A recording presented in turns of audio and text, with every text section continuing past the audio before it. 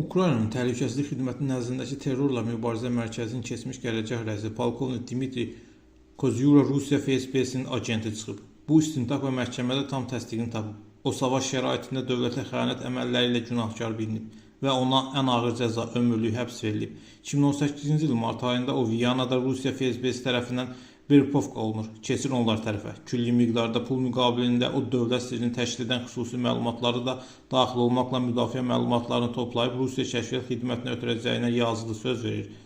Kozyura uzun müddət gizli agent kimi qalır. Az gizli fəaliyyət göstərir. Görünür Rusiya tərəfi onu sınayır. 2024-cü ilin dekabrında Rusiyalı rəhbərlər yenidən əlaqəyə çıxır, vacib tapşırıqlar verirlər.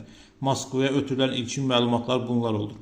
Ukraynanın hərbi qruplarının təhlükəsizlik və müdafiə qüvvələrinin yerləşməsi və hərəkətləri barədə məlumat, kritik infrastrukturu vəziyyəti, Ukrayna şəhər və bölgələrinin atəşə tutulmasının nəticələri, Ukraynanın yüksək hərbi, siyasi rəhbərliyin şəxsi məlumatları və hərəkət trayektoriyaları.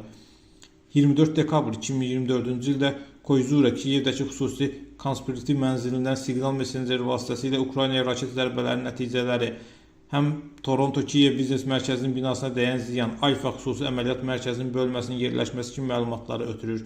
31 dekabrda o, Ədliyyə Nazirliyi reyslərinin bərpası, 2 yanvarda Rusiya raket zərbələrindən sonra yaralılar haqqında məlumat və 16 yanvarda dövlət sirri olan məlumatlar barədə Moskvaya, FSB-yə mühüm məlumatlar ötürüb.